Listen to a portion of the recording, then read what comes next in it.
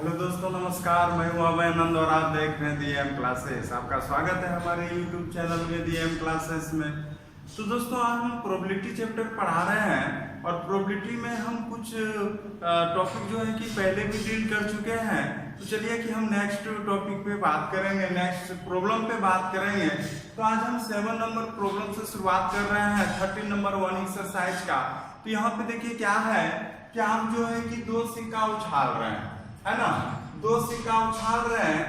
पहला इवेंट कहता है कि एक सिक्के पर पट प्रकट होता है, टेल प्रकट होता है, और एक सिक्के पर क्या प्रकट होता है तो हेड प्रकट होता है, चित्त प्रकट होता है। तो यहाँ पे सबसे पहले दो सिक्का अगर आप उछालते हैं तो यहाँ पे सबसे पहले एस का मान निकाल लीजिए, प्रतिदर्श समष्टि का मान निकाल लीजिए, सैंपल स्पेस का मान निकाल लीजिए। तो कितना मान हो गया, ये मान कितना हो गया तो आपका 4 हो गया। अब देखिएगा यहाँ पे ई घटना क्या कहता है। ई घटना अगर आपके पास बुक है तो आप बुक देखिएगा, उसमें कहता है कि एक सिक्के पर क्या होना चाहिए तो टेल प्रकट होना चाहिए। अब वैसा इवेंट आप लीजिएगा जिस पर एक सिक्का पर क्या होता हो, टेल प्रकट होता हो, है ना। अब यहाँ पे देखिए क्या एक सिक्का पे टेल प्रकट हो रहा है, क्या नहीं हो रहा है। देखिए यहाँ पे एक सिक्का पे टेल प्रकट हो रहा है कि नहीं हो रहा है, चलिए हो रहा है। तो यहाँ पे ई में इसको शामिल कर लीजिए तो क्या हो जाएगा, HT हो जाएगा। फिर यहाँ पे भी देखिए क्या एक सिक्का पे टेल प्रकट हो रहा है कि नहीं हो रहा है, हो रहा है। तो यहाँ पे भी ले इसको शामिल कर लीजिए। और यहाँ पे देखिए क्या एक सिक्का पे टेल प्रकट हो रहा है, नहीं, यहाँ पे एक सिक्का पे टेल प्रकट नहीं हो रहा है, यहाँ पे दोनों सिक्का पे टेल प्रकट हो रहा है, इसलिए इसको आप शामिल नहीं कर सकते हैं। ई का मान क्या हुआ, 2 हुआ, है ना। ई का मान क्या हुआ। अब देखिएगा एफ दोस्तों क्या कहता है कि एक सिक्के पे क्या होता है, हेड प्रकट होता है ना, कि अपेयर हेड जो अपेयर हो रहा है वो कहां पे हो रहा है तो एक सिक्का पे हो रहा है। अब आप ही यहाँ पे देखिएगा क्या यहाँ पे एक सिक्का पे हेड अपेयर हो रहा है, नहीं, यहाँ पे दोनों पे हो रहा है। तो क्या लीजिएगा, इसको नहीं लीजिएगा। यहाँ पे एक सिक्का पे हो रहा है कि नहीं हो रहा है, हो रहा है। तो यहाँ पे भी ले लीजिएगा HT और यहाँ पे भी ले लीजिएगा क्या तो TH, इसका भी मान क्या हो गया तो। अब यहाँ पे सब देखिए, अब यहाँ पे इंटरसेक्शन निकालिएगा तो E इंटरसेक्शन F क्या हो जाएगा, E इंटरसेक्शन देखिए F क्या हो जाएगा, दोनों में देखिए एक ही चीज है तो दोनों तो कॉमन हो जाएगा। तो यहां से हो जाएगा HT TH और यहाँ पे भी देखिए कितना हो गया। अब सबका प्रोबेबिलिटी निकालिए तो PE का मान क्या हो जाएगा, PE का मान देखिए 2 है तो 2 हो गया, सैंपल स्पेस क्या है 4 है, तो इसका भी मान कितना हो गया 1/2 हो गया। चलिए PF का मान निकालिए तो PF भी कितना है 2 है तो 2 बाय कितना हो जाएगा 4, 1 बाय कितना हो गया, है ना। अब देखिए यहाँ पे P of E intersection F निकालिए तो P of E intersection F निकालिएगा तो यहाँ पे भी इसका मान क्या है 2 है तो 2 बटा कितना हो जाएगा 4 हो जाएगा, 1 बाय क्या हो जाएगा तो 2 हो जाएगा।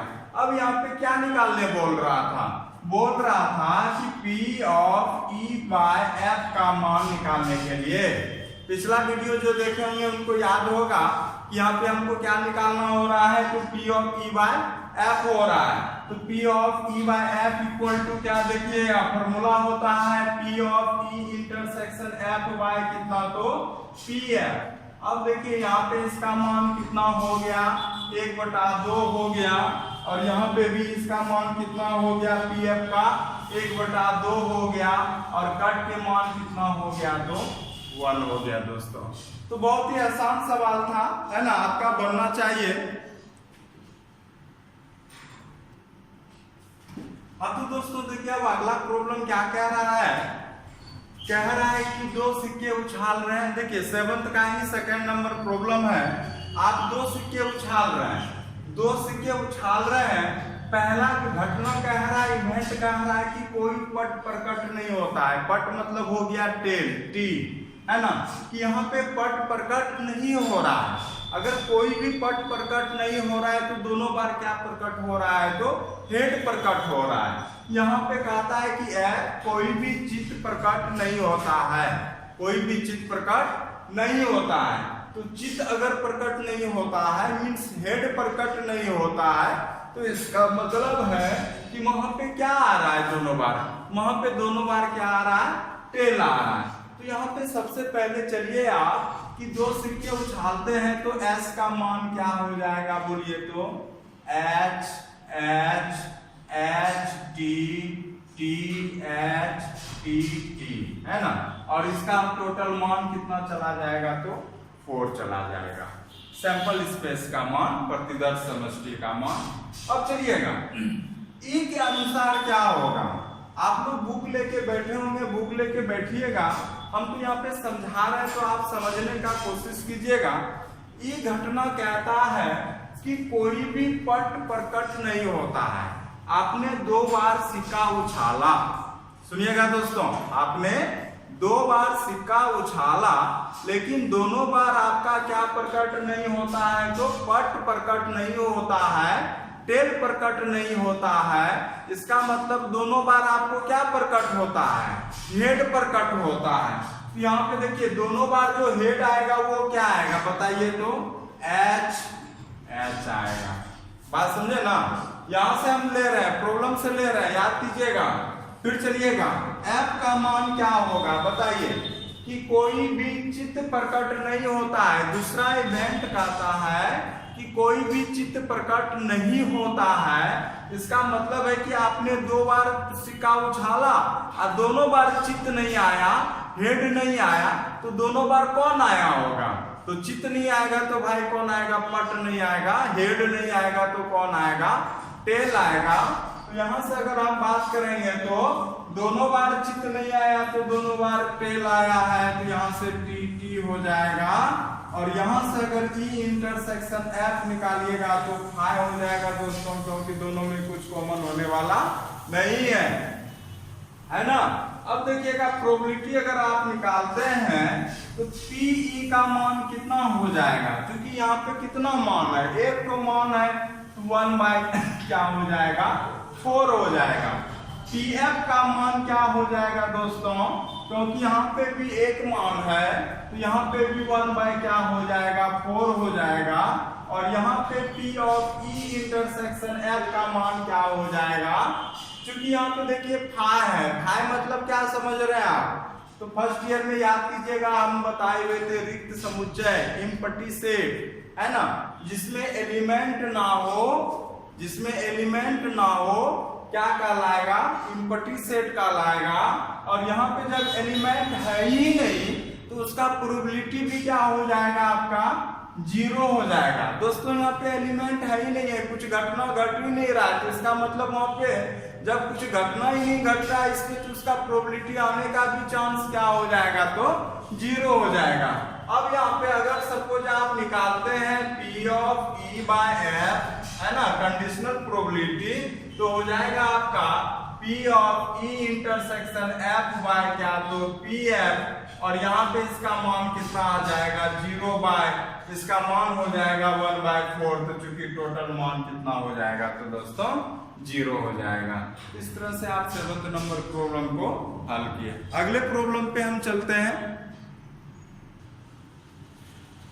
हाँ तो दोस्तों हम 8 नंबर प्रॉब्लम की बात कर रहे हैं। देखिए यहाँ पे डाइस का प्रॉब्लम आ गया है, ध्यान से देखिएगा दोस्तों, बहुत समझने वाला सवाल है ये सब, है ना। अगर थोड़ा सा भी आप मिस कीजिएगा तो मिसअंडरस्टैंडिंग हो जाएगा आपके मन में। पहले सवाल को देखिए क्या कह रहा है कि एक पासे को 3 बार उछाला गया है ना। देखिए हम यहाँ पे हिंदी इंग्लिश एक साथ नहीं मैनेज कर पा रहे हैं प्रोबेबिलिटी चैप्टर में, तो आप लोग हिंदी वाले हिंदी में लिख लीजिएगा सुन के, और इंग्लिश वाला इंग्लिश में लिख लीजिएगा सुन के, है ना। पहले ही बोल रहे हैं, इसमें शिकायत नहीं करिएगा कि सर हम हिंदी मीडियम में पढ़ रहे हैं और इंग्लिश मीडियम में पढ़ रहे हैं। तो भाई आप इंग्लिश मीडियम में पढ़ रहे हैं तो आपको इंग्लिश मीडियम में लिखना आता होगा, और हिंदी मीडियम में पढ़ रहे हैं तो हिंदी मीडियम में भी आपको लिखना आता होगा। अगर जिनको नहीं लिखना आता है तो आपको टाइम पास पहले ही कर रहे हैं, आप तो पढ़ने के लायक ही नहीं है ना। तो देखिएगा दोस्तों, लैंग्वेज प्रॉब्लम का इश्यू मत बताइएगा हमको, आप कंसेप्ट यहाँ पे समझिएगा। अगर समझने में कोई दिक्कत हो तो हमको फिर कमेंट कीजिएगा कि हमको सर समझ में नहीं आया, है ना। लैंग्वेज को लेके नहीं कमेंट कीजिएगा हमको, क्योंकि यहाँ एक साथ हम लिखेंगे तो बोर्ड वह नहीं भर जाएगा। बताएंगे कहाँ पे हम। तो देखिएगा दोस्तों, एक सिक्का को आप 3 बार उछाल रहे हैं, तो पहली बात हमको मन में बात सुन के सोचिए कि S का मान क्या होगा, प्रतिदर्श समष्टि का मान क्या होगा, S का मान क्या होगा। जब एक पासे को 3 बार उछालिएगा तो दोस्तों क्या हो जाएगा, ख्याल आ रहा है, इतना मान हो जाएगा कि उसको आप लिख नहीं सकते हैं, क्योंकि यहाँ पे देखिए सूत्र बताए थे 6 पे पावर n, है ना। तो 6 पे पावर n, तो मतलब है कि आप एक सिक्का को कितना बार उछाल रहे हैं, 3 बार उछाल रहे हैं, तो 216 हो जाएगा दोस्तों, है ना। सिक्के में करते थे 2 पे पावर n, पासे में डाइस में करते थे 6 पे पावर n, जहां पे n के बारे में बताए थे कि नंबर ऑफ डाइस, या नहीं तो आप कितना बार उछाल रहे हैं, कितना बार उसको थ्रो कर रहे हैं। तो दोस्तों बहुत ही सिंपल है, उसको निकालना था। तो देखिए दोस्तों 216, तो 216 तो आप चाह के भी नहीं लिख सकते, तो हमको उसका जरूरत नहीं है कि हम लिखें उसको, है ना। तो हमको इतना पता चल गया कि S का मान कितना हो गया, तो 216 हो गया। कब, जब आपने 3 डाइस को उछाला, throwing 3 dice, sorry throwing a dice 3 times, या 3 बार उछाल रहा है, दोनों में कंसेप्ट एक ही हो जाता है, तो थोड़ा मिसअंडरस्टैंडिंग हमको भी हो गया। देखिए दोस्तों, कहता है कि तीसरी उछाल पे संख्या 4 पर कट होता है। देखिए पहला घटना क्या कह रहा है, ये घटना कह रहा है कि तीसरी उछाल पर संख्या 4 पर कट होता है। किस उछाल पे, तीसरी उछाल पे। सुनिएगा, पहला उछाल, दूसरा उछाल और तीसरा उछाल, है ना। पहला उछाल, दूसरा उछाल के बारे में कोई जिक्र नहीं है, लेकिन बोल रहा है ये घटना कि तीसरी उछाल पे कितना आना चाहिए, तो 4 आना चाहिए। तो इसका मतलब है कि तीसरी उछाल पे 4 तो कंफर्म है, लेकिन पहली 2 उछाल पे क्या क्या आ रहा है आपको ये जानना है। तो देखिए पहली 2 उछाल पे आपका कुछ भी आ सकता है, यहाँ पे भी 1 से लेके 6 तक कुछ भी आ सकता है, 1 भी आ सकता है, 2 भी आ सकता है, 3 भी आ सकता है, 4 भी आ सकता है, 5 भी आ सकता है, 6 भी आ सकता है। उसी प्रकार से दूसरी उछाल पे भी 1 2 3 4 5 6 कुछ भी आ सकता है। तो इस प्रकार से अगर हम सोचेंगे तो ई का मान जो यहाँ पे आएगा आपका क्या आएगा बताइए, तो 1 भी आ सकता है ना। तो यहाँ से देखिए यहाँ पे भी 1 आ सकता है। ये तो तीसरी उछाल तो 4 होना निश्चित है, क्योंकि ये सवाल ही बोल रहा है ना। तो मान के चलिए कि पहली उछाल पे 1 आता है, हो सके दूसरी उछाल पे 1 नहीं आके क्या आ जाए, 2 आ जाए, 1 2 4। फिर मान के चलिए 2 नहीं आता है, 1 3 4, क्योंकि मान के चलिए कि हम पहली उछाल पे तो अभी 1 मान रहे हैं, है ना। दूसरी उछाल पे आपका क्या है कि 1 आ सकता है, 2 आ सकता है, 3 आ सकता है। 3 नहीं आएगा तो क्या आ जाएगा, 4 आ जाएगा। 4 नहीं आएगा तो क्या आ जाएगा, 1 4 5 1 5 4 आ जाएगा, है ना। यानी तो 1 6 कितना हो जाएगा, 4। हमें लग रहा है कि किसी को प्रॉब्लम जरूर होता होगा ये सब प्रॉब्लम में, है ना। शिकायत भी रहता है कि सर हमको प्रॉब्लम आया। तो दोस्तों हम सबसे पहला बात ये करना चाह रहे हैं कि प्रॉब्लम को समझिए सबसे पहले, कि तीसरी उछाल पे संख्या 4 पर कट होता है। तीसरी उछाल पे 4 पर कट होता है, तो पहली 2 उछाल पे तो कुछ भी तो आ सकता है ना, 1 से लेके 6 तक, है ना।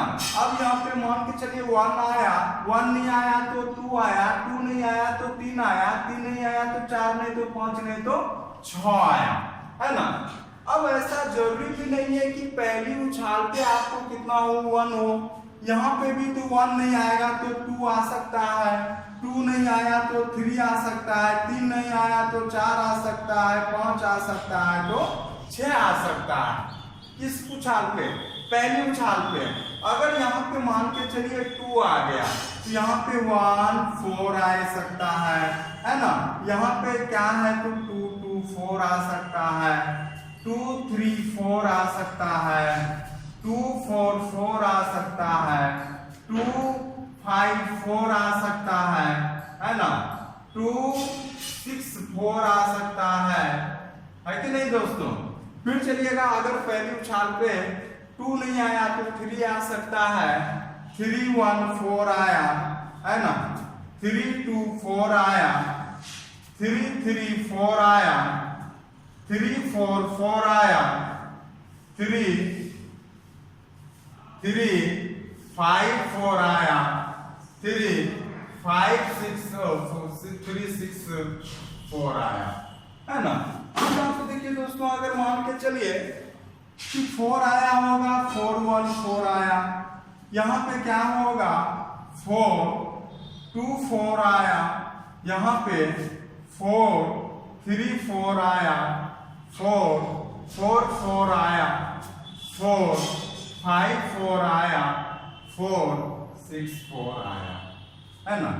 अब यहाँ देखिएगा दोस्तों क्या है तो 5 1 4 आया, 5 2 4 5 3 4 निकालना ही पड़ेगा इसको, कोई बिना निकाले आप हल ही नहीं कर सकते हैं। 5 5 4 5 6 4 है ना। यहां से आपका क्या हो गया बताइए तो 6 1 4 6 2 4 6 3 4 6 4 4 6 5 4 6 6 4। तो ये आपका पहला घटना के अनुसार हुआ। अब यहाँ पे क्या बोल रहा है बताइए तो F क्या कह रहा है, सवाल मिटा रहे हैं हम है ना, सवाल दोस्तों मिटा रहे हैं।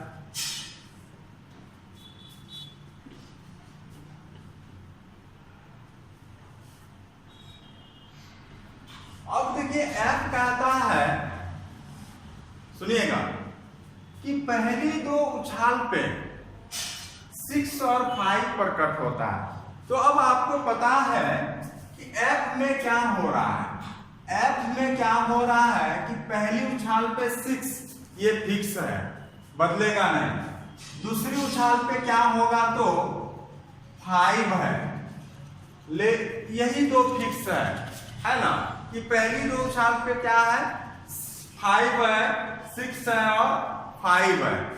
तो तीसरी उछाल का जिक्र नहीं है, तो तीसरी उछाल पे देखिए 1 भी आ सकता है, 2 भी आ सकता है, 3 भी आ सकता है, 4 भी आ सकता है, 5 भी आ सकता है, 6 भी आ सकता है ना। तो यहाँ पे क्या हो जाएगा कि पहली बार तो 1 भी आ सकता है, फिर देखिए क्या आएगा 6 4 6 5 2 भी आ सकता है, 6 5 3 भी आ सकता है ना। फिर यहाँ पे होगा 6 5 4 भी आ सकता है, 6 5 5 भी आ सकता है, 6 5 4 आ सकता है, 6 6 कितना आ सकता है तो दोस्तों 5 4 आ सकता है, 6 5 1 और 6 5 5 6 5 6। ये तो मान निकाल लिए आप है ना। अब यहां पे देखिएगा थोड़ा बड़ा है ना, सबका मान यहाँ पे प्रोबेबिलिटी में निकालिए आप। पहले तो निकाल लीजिए आप, देखिए यहाँ पे क्या है बताइए कि ई के ठो हुआ, काउंट कीजिएगा ना 1 2 3 4 5 6, इधर से भी 6, तो यहाँ पे ई का मान टोटल कितना आया तो इसका मान 36 आया। एफ का मान कितना आया 1 2 3 4 5 6 आया है ना। तो यहाँ पे जब प्रोबेबिलिटी निकालिएगा दोस्तों, अब प्रोबेबिलिटी निकालने के पहले ही आप सबसे पहले क्या निकाल लीजिए, ई इंटरसेक्शन क्या तो एफ निकाल लीजिए। क्या निकाल लीजिए, ई इंटरसेक्शन एफ। अब यहाँ पे देखिएगा इस दोनों में अगर जो आप कॉमन लेते हैं ना, तो यहाँ पे देखिए 6 5, ये इसमें तो 6 5 कहीं आएगा नहीं, देखिए यहाँ पे आएगा। तो इसमें भी सबसे पहले देखिए 6 5 कौन आ रहा है, तो यहाँ पे देखिएगा ये है। तो अगर इस दोनों में सब कॉमन लीजिएगा तो मात्र एक कॉमन है, वो भी क्या है, तो 6 5 4 है ना। अब सब का प्रोबेबिलिटी निकालिए, है ना। सबसे पहले पीई का मान निकालते हैं। पीई का मान क्या हो जाएगा, तो देखिए टोटल मान ये कितना हो गया, 36 आया। तो 36, एस का मान कितना है, 216 1/6। पीएफ का मान कितना आया, तो 6 है ये मान, टोटल मान है 216 1/36, कितना, तो 1/36, है ना। अब यहाँ पे चलते हैं, फिर आप उसका प्रोबेबिलिटी निकालते हैं, तो देखिएगा प्रोबेबिलिटी क्या हो जाएगा।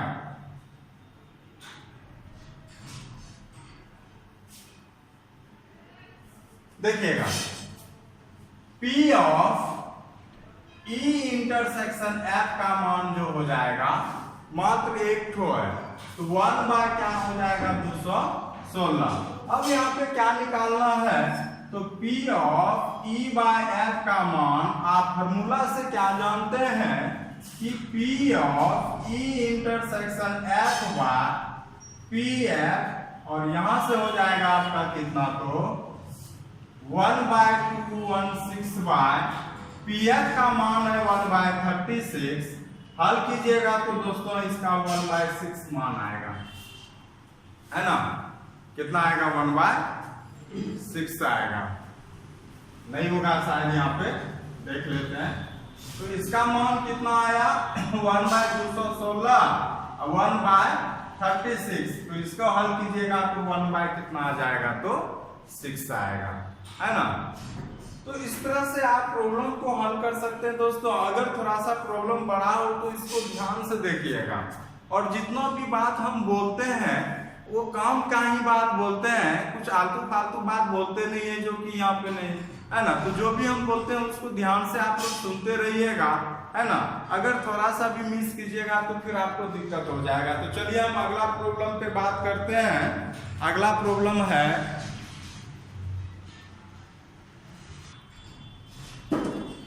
देखिए दोस्तों, अगला प्रॉब्लम कहता है कि एक परिवार में माता पिता पुत्र, है ना, मदर फादर सन एक फिगर में खड़ा है ना। उसके बाद कहता है कि ये घटना देखिए क्या बोल रहा है कि पुत्र एक सिरे पर खड़ा है। मतलब है कि पुत्र का जो आपका जिक्र किया हुआ है, सन जो है वो एक किनारे में खड़ा है, बीच में नहीं है ना। और पिता जो है, फिर एफ क्या घटना कहता है कि पिता जो है वो मध्य में है, मिडिल में है। तो कहता है कि इसका जो है कि क्या निकालिए, कंडीशनल प्रोबेबिलिटी निकालिए, है ना। कंडीशनल प्रोबेबिलिटी हमको निकालना। तो चलिए सबसे पहले ये बात करते हैं कि अगर मदर फादर सन, अगर यहाँ पे फोटो अगर वो ले रहा है अपना खड़े होकर, तो ये बताइए कि आप उसको कितना तरह से अरेंज कर सकते हैं, है ना। ये जानना जरूरी है, क्योंकि जितना तरह से आप अरेंज कीजिएगा वही मान क्या होगा, तो प्रतिदर्श समष्टि होगा, सैंपल स्पेस होगा। अब यहाँ पे देखिए, अगर देखिए हम मदर को M से दर्शा रहे हैं, पिता को F से दर्शा रहे हैं, और पुत्र को हम सन से दर्शा रहे हैं, है ना। तो यहाँ पे देखिए जब आप फोटो लेते हैं तो S का मान देखिए क्या हो जाता है कि अगर आप मदर को यहाँ खड़ा किए तो फादर सन, है ना। ऐसा भी कर सकते हैं कि मदर एक किनारे में है तो सन को भी बीच में लेते आए, फादर को किनारे कर दिए। ऐसा करते हैं कि मदर को नहीं किनारे करके आपकी बार किसको खड़ा कर दे रहे हैं, हम फादर को खड़ा कर दे रहे हैं। तब हम मदर को ले रहे हैं और किसको ले रहे हैं, फिर सन को ले रहे हैं। फिर अगर मान के चलिए सन यहाँ पे नहीं खड़ा रहेगा, यहाँ पे रहेगा, तो आप इसको बीच में कर लीजिए। ऐसा भी कर सकते हैं आप कि यहाँ पे सन को खड़ा कर दिए तो यहाँ पे फादर हो गया, मदर हो गया, मदर हो गया और फादर हो गया। तो दोस्तों इतना तरीके से आप फोटो लेने के लिए मदर फादर का जिक्र कर सकते हैं, सन का जिक्र खड़ा कर सकते हैं वहां पे आप फिगर में, है ना। तो s का मान कितना हो गया, s का मान अगर यहां से यहां लिया जाए तो कितना मान हो गया, 6 हो गया। अब देखिए यहाँ पे ई घटना क्या हो जाएगा, है ना। कहता है कि पुत्र जो है, पुत्र एक सिरे पर है, मतलब किनारे में है। तो बताइए जहां जहां पे पुत्र किनारे में है वहां पे काउंट कीजिए। क्या यहाँ पुत्र किनारे में है? देखिए दोस्तों, क्या यहाँ पे पुत्र किनारे में है? काउंट कीजिए, M F S, पहला ले लीजिए। क्या यहाँ पुत्र किनारे है? नहीं है। यहाँ पे किनारे है तो ले लीजिए F M S। फिर देखिए यहाँ पे पुत्र किनारे में है S S M। यहाँ पे भी पुत्र किनारे में है S M S। टोटल मान ई का मान कितना हो गया? 4 हो गया। टोटल मान क्या हो गया? 4 हो गया। अब देखिए F का मान क्या कहता है? F कहता है बहन कि पिता मध्य में खड़े हैं, मतलब जहां जहां पे फादर मिडिल में है उसको सेलेक्ट कीजिए आप। यहाँ पे देखिए फादर मिडिल में है कि नहीं है, सेलेक्ट कर लीजिए, हो जाएगा M F S। क्या यहाँ फादर मिडिल में है? नहीं है। क्या यहाँ पे फादर मिडिल में है? नहीं है। क्या यहाँ फादर मिडिल में है? नहीं है। क्या यहाँ पे फादर मिडिल में है कि नहीं है? तो इसको सेलेक्ट कीजिए S F M। यहाँ पे भी नहीं है। इस प्रकार से F का मान क्या हो गया? तो 2 हो गया, यहाँ पे हो गया। अब देखिए E इंटरसेक्शन F निकालिए। तो E इंटरसेक्शन F जब निकालिएगा तो क्या हो जाएगा दोस्तों बताइए। तो E इंटरसेक्शन F का मान जो होगा बताइए क्या हो जाएगा? कौन कॉमन है दोनों में? M F S है ना, M F S है, S F M है, S F M है। इसका मतलब 2 कॉमन है। तो सबका क्या निकालिएगा? तो आप प्रोबेबिलिटी निकालिएगा। प्रोबेबिलिटी निकालिए। PE का मान क्या हो जाएगा? तो 4 और टोटल मान कितना? 6, तो हो जाएगा 2/3। PF का मान क्या हो जाएगा? तो 2/6, 1/3। P intersection P probability of intersection E intersection F कितना है? तो 2/6, 1/3, है ना। तो मान आपको क्या निकालना है दोस्तों? मान निकालना था कि P of E/F equal to P E intersection F by PF, है कि नहीं है। क्या लेना पड़ेगा? ये मान निकालना पड़ेगा, है कि नहीं है। इसका मान आपका कितना निकला? देखिए 1/3। इसका मान कितना निकला? 1/3। तो लिखिएगा यहाँ पे 1/3, 1/3 और कट के मान कितना दिया? तो दोस्तों 1 लिया, है ना। इस तरह का सवाल आपका आ भी जाता है, तो आप देखिएगा, अच्छा से ध्यान से समझिएगा प्रॉब्लम को।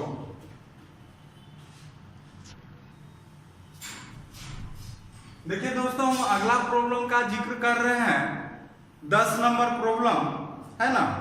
आप लोग बुक लेके जरूर बैठिएगा प्रोबेबिलिटी में, क्योंकि प्रोबेबिलिटी में अगर प्रॉब्लम को आप अच्छे से नहीं समझे तो उसका सॉल्यूशन भी आपको अच्छा से समझ में नहीं आएगा। तो पहले प्रोबेबिलिटी में हम पहली बात बोले कि इसमें 2 पार्ट में आप समझिए। पहला पार्ट लॉजिक कि प्रॉब्लम क्या कह रहा है, प्रॉब्लम को कैसे हल करेंगे, प्रॉब्लम, है ना। और दूसरा पार्ट है कि इतना जब समझ जाइएगा तो इसका सॉल्यूशन देखते हैं कि कितना जल्दी बन जाता है ना। तो पहला पहलू पे आप बहुत ध्यान दीजिए, लॉजिक पार्ट पे बहुत आप गंभीर रूप से ध्यान दीजिए, है ना। देखिए 10 नंबर प्रॉब्लम क्या कह रहा है?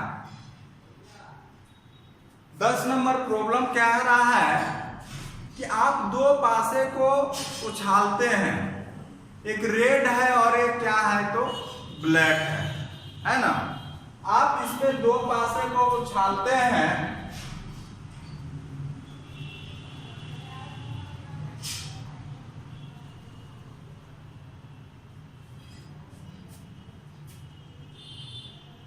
throwing two dice, throwing two dice। तो बताइए कि सबसे पहले s का मान क्या होगा। जब दो डाइस उछालिएगा तो 6 गुना 6 बराबर कितना 36। इसमें किसी को दिक्कत नहीं होना चाहिए कि जब दो डाइस को आप उछालिएगा तो s का मान कितना हो जाएगा 36 हो जाएगा। ये बात तो समझ में आ गया होगा। अब देखिए यहाँ पे इवेंट आपको क्या बोलता है, प्रॉब्लम सुनिएगा ध्यान से कि पासों पे प्राप्त संख्या का योग,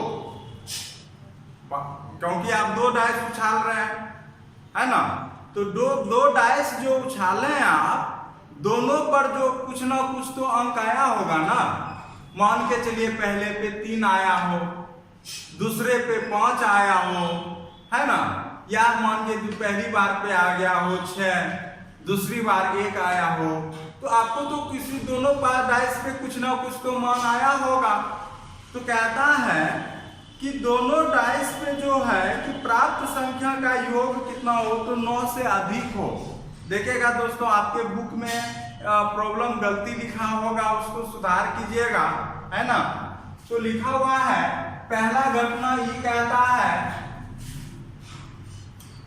कि दोनों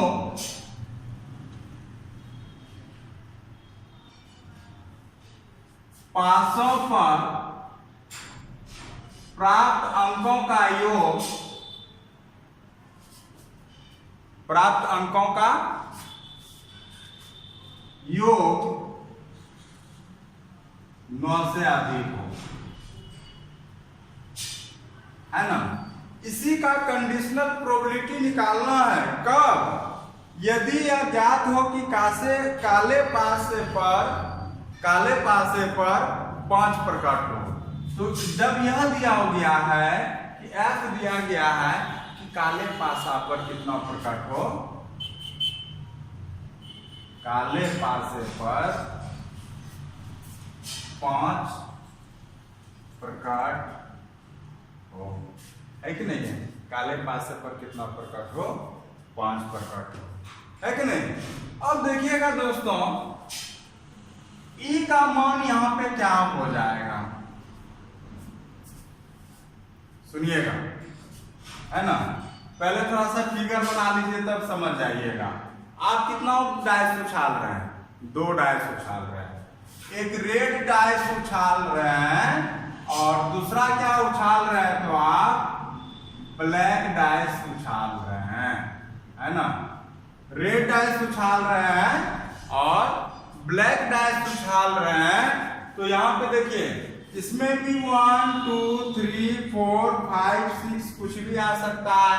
मान के चलिए इसमें भी 1 2 3 4 5 6 कुछ भी आ सकता है। अब देखिए घटना ई क्या कहता है, घटना ई कहता है कि दोनों पासों पे प्राप्त अंकों का योग 9 से क्या हो, अधिक हो।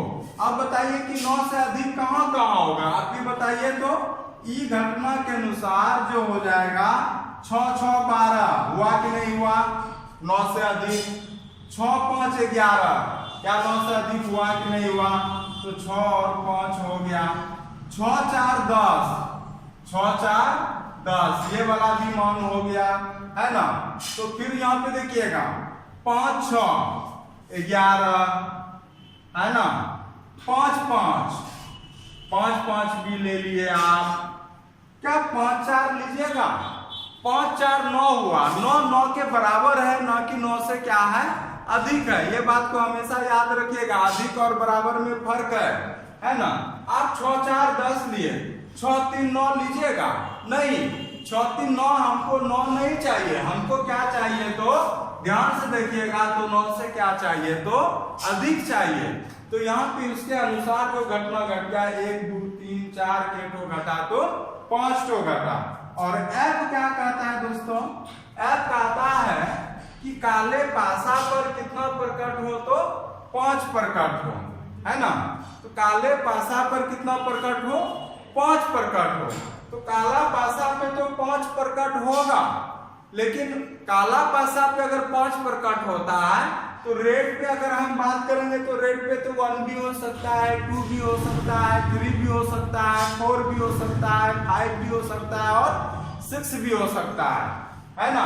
अगर F के अनुसार चलिएगा तो काला वाला पासे पे ब्लैक डाइस पे तो 5 पर कट होगा, लेकिन यहाँ पे अगर 5 पर कट होता है, रेट का तो बात नहीं बोल रहा है, तो रेट पे तो 1 2 3 4 5 6 कुछ भी ना हो सकता है।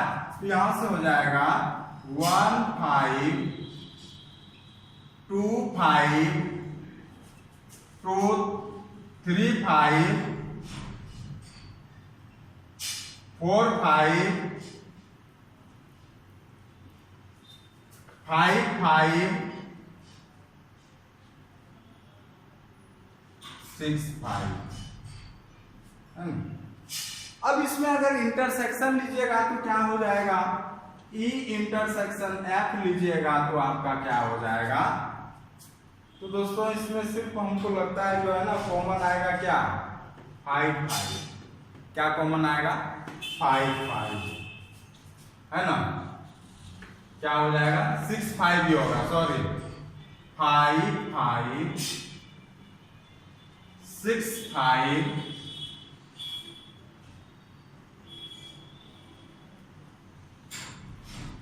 अब यहां पे अगर सबका प्रोबेबिलिटी निकालते हैं तो पीई का मान क्या हो जाएगा। तो पीई के हुआ 1 2 3 4 5, तो 5 बाय क्या हो जाएगा 3 6। पीएफ का मान क्या हो जाएगा 1 2 3 4 5 6, तो 6 बाय 36। पीई इंटरसेक्शन एफ का मान क्या हो जाएगा 1 2, तो हो जाएगा देखिए दोस्तों ये 6 5 है ना, क्या है तो ये 6 5 है, तो हो जाएगा 2 बाय 36।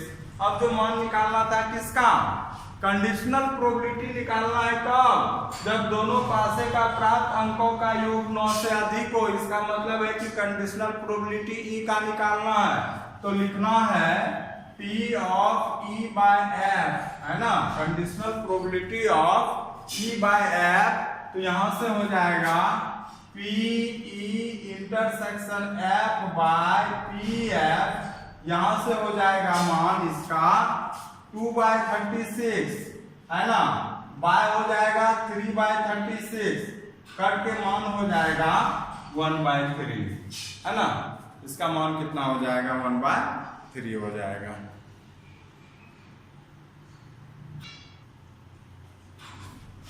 अब तो देखिए इसमें सेकंड 10th का सेकंड नंबर दोस्तों, यहां पे देखिए प्रॉब्लम को पहले समझिएगा। आप कितना डाइस उछाले हुए हैं, 2 ठो उछाले हुए हैं।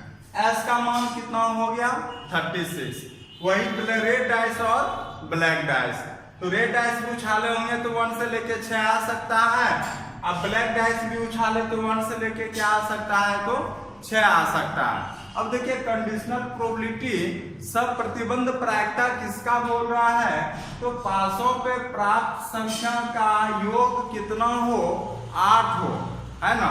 तो चलिए कहता है सवाल कि दोनों पासों पे प्राप्त संख्या का 8 होने का स्वप्रतिबंध प्रायिकता क्या होगा जब लाल पासे पे प्रकट संख्या क्या हो 4 से क्या हो कम हो।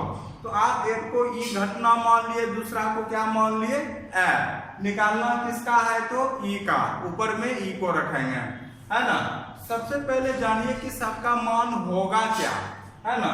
अब यहाँ पे देखिएगा दोस्तों, अगर ई कहता है कि पासों पे प्राप्त संख्या का योग कितना हो 8 हो, अब बताइए कि 8 किसका किसका होगा, 2 6 8 होता है कि नहीं होता है, तो 2 6 कितना हो गया तो 8 हो गया। फिर बताइए 3 5 कितना हो गया 8 हो गया, 4 4 कितना हो गया 8 हो गया। फिर बताइएगा क्या हो गया 5 3 कितना हो गया 8 हो गया। फिर कितना हुआ तो 6 2 कितना हो गया 8 हो गया। और कुछ होगा क्या दोस्तों, 2 6 हो गया है ना।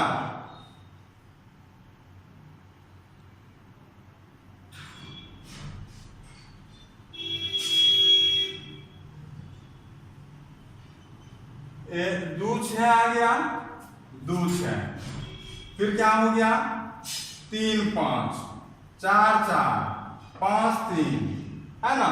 अब इससे ज्यादा आपका क्या होगा तो नहीं होगा। क्या हुआ 1 2 3 4 5, है ना।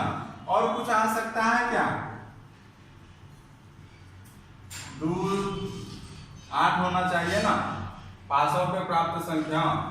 तो चलिए नहीं अब ढूंढ रहा है, मिल रहा है। f का मान क्या होगा बताइए आप, ये f का मान क्या हो जाएगा,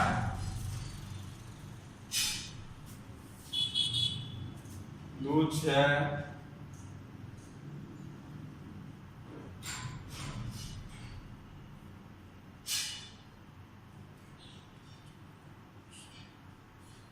f का मान क्या हो गया बताइए तो, कि लाल पासों पे प्रकट संख्या क्या हो 4 से कम हो, है ना। तो लाल पासा पे होना चाहिए वो क्या होना चाहिए तो 4 से कम हो। 4 से कम क्या क्या आ सकता है, मतलब है कि 1 भी आ सकता है, 2 भी आ सकता है, 3 भी आ सकता है। अगर 1 आता है तो 1 के साथ तो यहाँ ब्लैक पासा का तो कंडीशन नहीं दिया हुआ है, तो ब्लैक पासा पे तो 1 भी आ सकता है। ब्लैक पासा पे क्या आ सकता है, 1 के साथ 2 भी आ सकता है, 1 के साथ 3 भी आ सकता है, 1 के साथ 4 भी आ सकता है, 1 के साथ 5 भी आ सकता है, 1 के साथ क्या आ सकता है 6 आ सकता है।